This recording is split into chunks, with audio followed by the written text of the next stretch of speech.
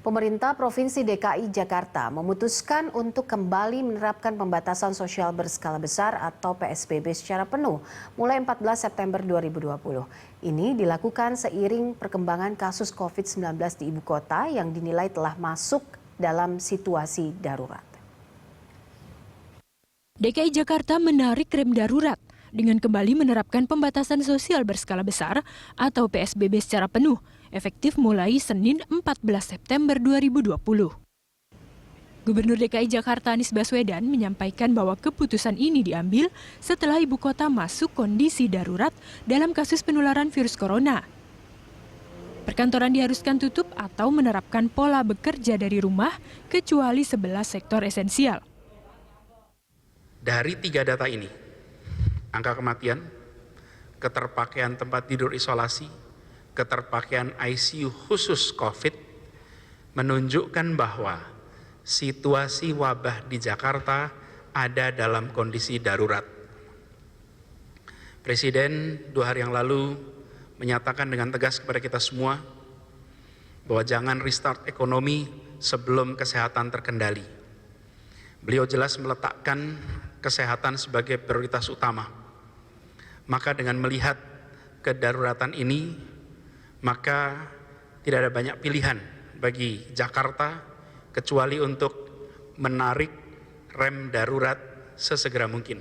Jadi prinsipnya mulai Senin tanggal 14 September, kegiatan perkantoran yang non-esensial diharuskan untuk melaksanakan kegiatan bekerja dari rumah.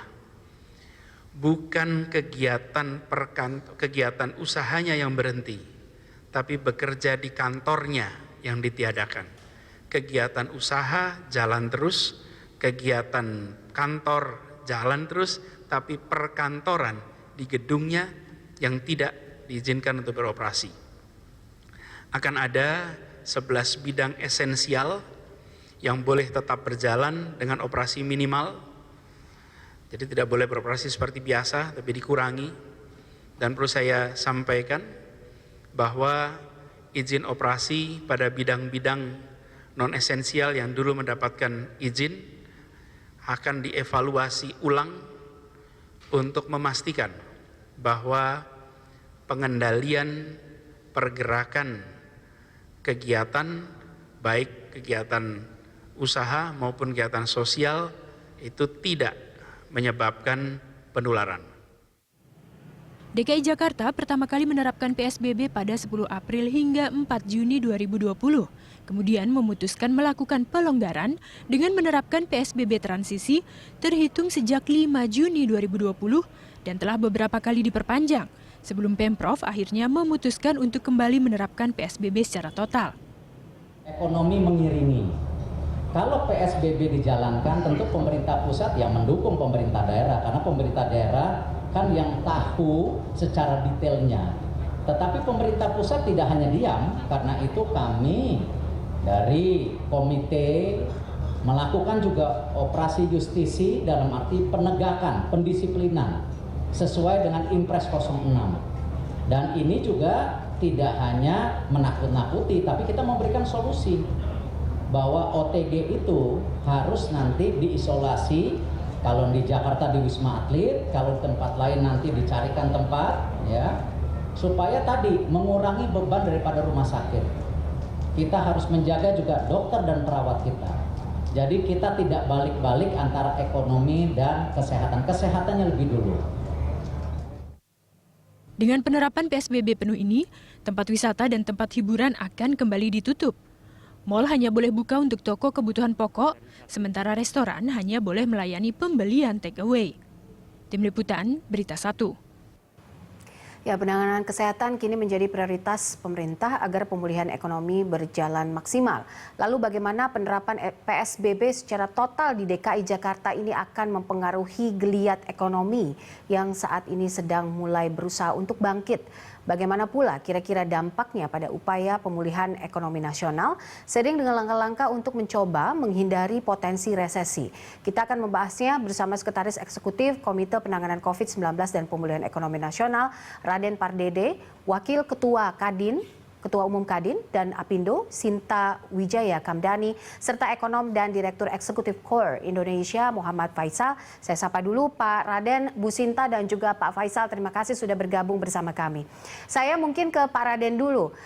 Baru beberapa waktu lalu kita sempat berdiskusi bagaimana membangkitkan gairah ekonomi kembali dari sisi kelas menengah atas. Namun hari ini kemarin diumumkan bahwa Jakarta akhirnya tarik rem darurat.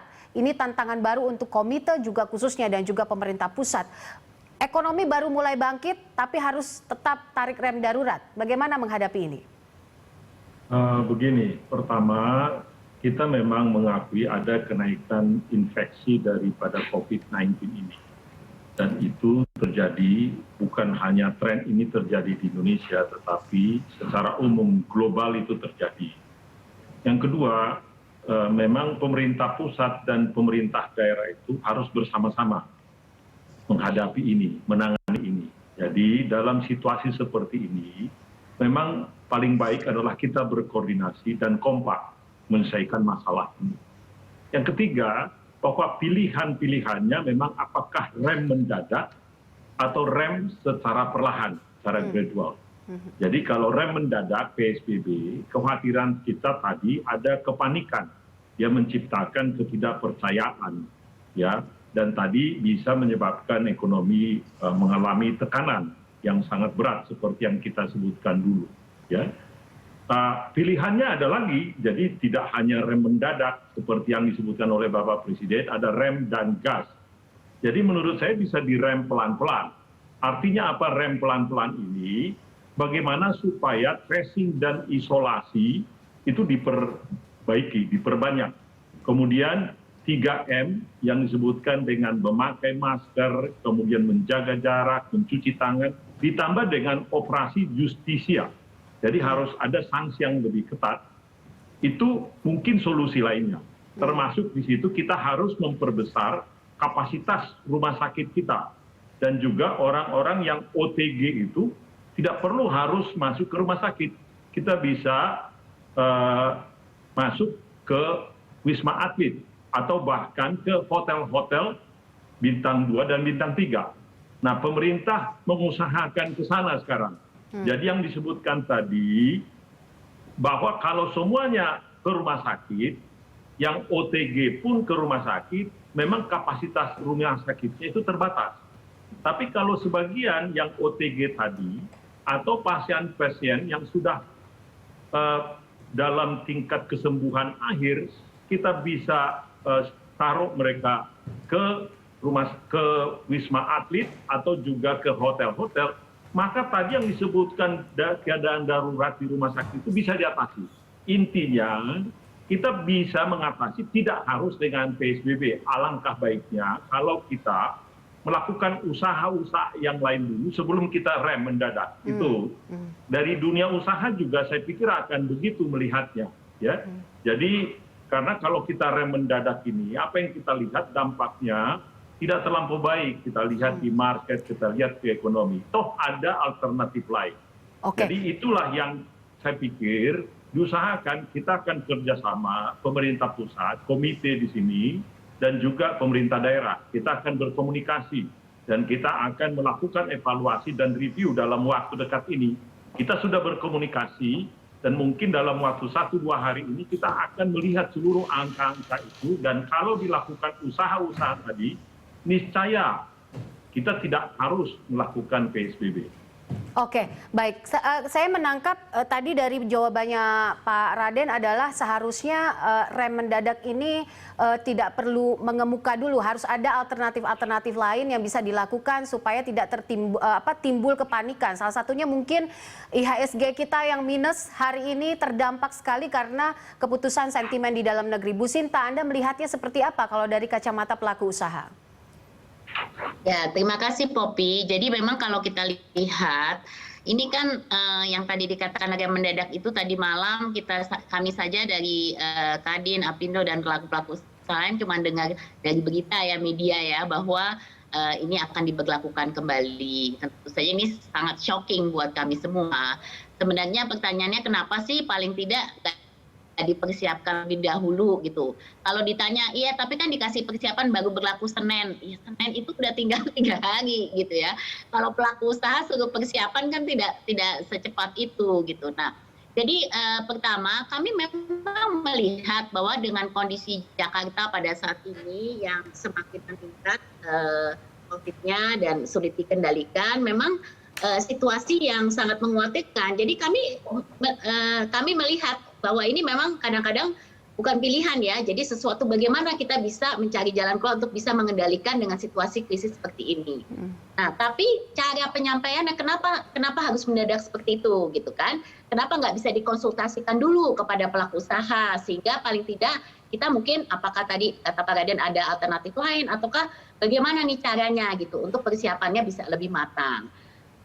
Kita semua sudah melihat dampaknya dari April Mei itu kan kita tahu betapa besar dampaknya kepada ekonomi dengan pemberlakuan PSBB. Jadi ini bukan hal kecil. Kami mengerti bahwa kesehatan itu penting, kami mengerti bahwa COVID harus dikendalikan, tapi dilihat juga dari aspek ekonominya seperti apa gitu. Nah, ini yang sebenarnya sangat menguatkan buat kami dan juga kelihatannya dari pemerintah pusat dan pemerintah daerah ini kelihatannya juga koordinasinya mungkin juga belum begitu jalan ya, baru mau mulai gitu. Jadi kami harapkan ini bagaimana nih kami sebagai pelaku yang ada di lapangan ya, sekarang semua sudah bingung gitu apakah ini memang akan dilaksanakan hari Senin, bagaimana apa yang harus dilakukan oleh para pelaku usaha, terutama kalau kita lihat yang berkaitan dengan public space ya, seperti contohnya di mal-mal, di restoran gitu.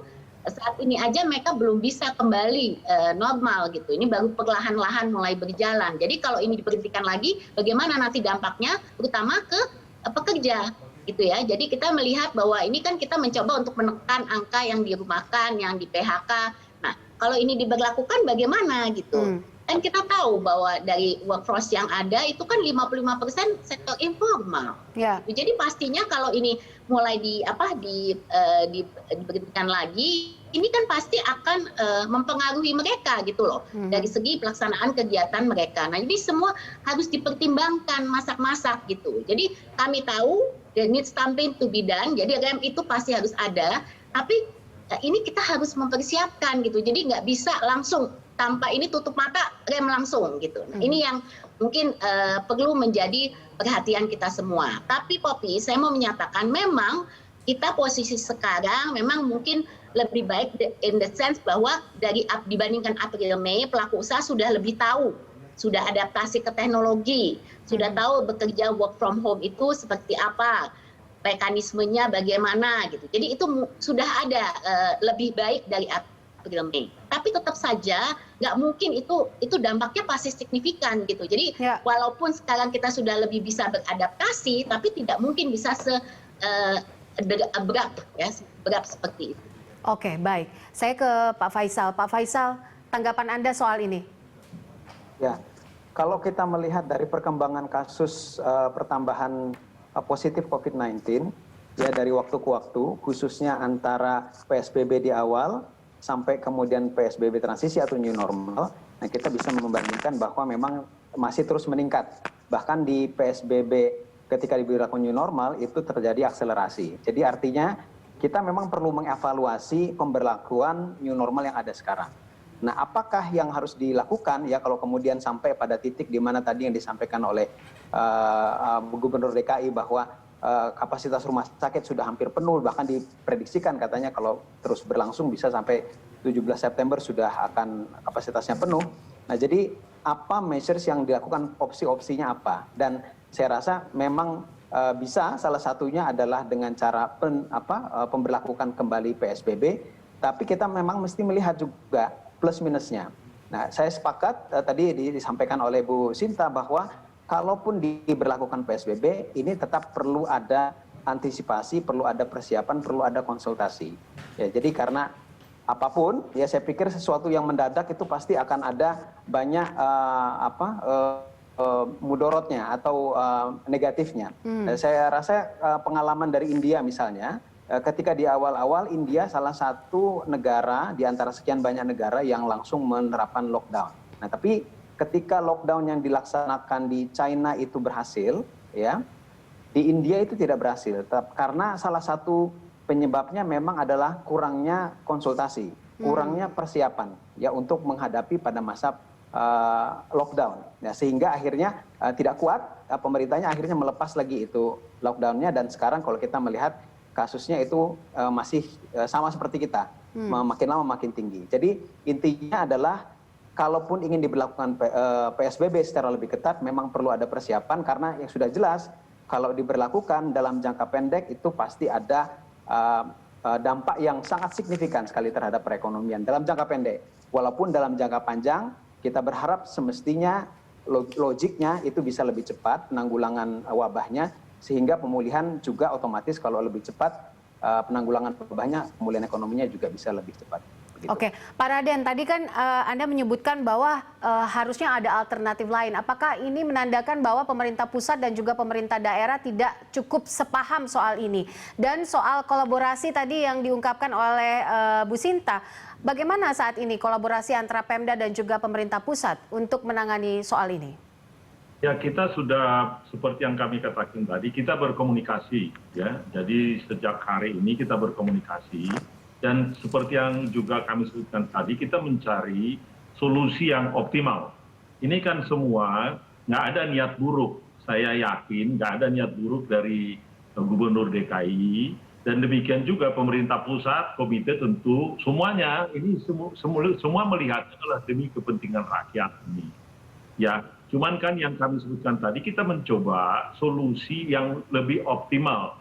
Jadi tadi disebutkan bahwa persoalan PSBB, lockdown pun, itu kalau sesudah dilepas, kemudian kita tetap tidak menerapkan yang kita sebutkan dengan 3M itu, ya, itu sama saja.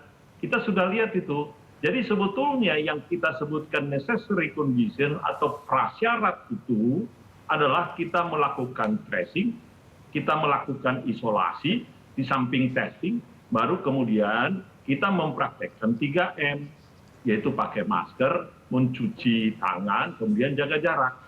PSBB itu hanya awalan saja. Jadi itu bukan prasyarat. Prasyaratnya disebut yang kami sebutkan tadi. Makanya kami mencoba mendiskusikan dengan Pemda-Pemda bahwa oke, kita tahu bahwa kita tidak perfect. Bagaimana kalau kita kerjasama itu untuk menerapkan prasyarat tadi itu, kan dampaknya akan lebih buruk. Ini kita sedang diskusi sekarang, berdialog sekarang ini. Kapan, Pak? Dari tadi malam atau hari ini, atau bagaimana tanggapan dari Pemda sendiri? Ya, mulai hari ini kan kita terbuka sekarang. Ini sekarang mereka juga saya pikir antara Pemda dengan pemerintah pusat, seperti yang kami katakan tadi, tujuannya sama. Nggak ada yang berbeda di situ. Ya. Cuman mungkin kita akui, kalau dulu 3M itu tidak dibarengi dengan penerapan atau sanksi justisia. Sekarang kita terapkan. Tadi kita rapat dan ikut di situ Polri, kemudian juga tentu Pemda semuanya, dan juga nanti angkatan militer dan juga Satpol semuanya diikutkan. Termasuk juga nanti para ulama juga ikut. Jadi memang mungkin ini pendekatan yang harusnya dilakukan dari awal. Kemudian yang kami sebutkan juga yang kedua adalah pemerintah pusat akan membantu Pemda ini untuk memperbesar kapasitas dari penanganan kesehatannya. Ini menjadi penting. Itu sebabnya contohnya tadi kita bicara juga Kementerian Keuangan di situ, bagaimana kalau hotel-hotel tadi itu, baik itu bintang 2, bintang 3, yang untuk OTG, yang tidak mampu melakukan isolasi mandiri itu, kita tempatkan di situ. Dan dibiayai oleh pemerintah. Nah, jadi kita cari solusi. Intinya kita mencari solusi, karena kalau kita lockdown mereka, sementara mereka OTG dan tidak mampu melakukan isolasi mandiri, persoalannya akan sama saja. Jadi itu kami sebutkan tadi, kita coba cari solusi yang optimal bersama antara pemerintah pusat dengan pemerintah daerah. Intinya tidak ada perbedaan di dalam tujuan akhir, tetapi kita diskusikan apa yang kita bisa saling bantu supaya masyarakat ini bisa tertolong, supaya ekonominya juga tidak mati, gitu loh. Kita cari jalan yang optimal, itu intinya. Oke, mencari jalan yang optimal. Nanti kita akan lanjutkan diskusinya bagaimana seharusnya mengoptimalkan solusi, kemudian juga terus supaya COVID ini semakin berkurang jumlahnya dan juga geliat ekonomi terus bangkit. Tetaplah bersama kami.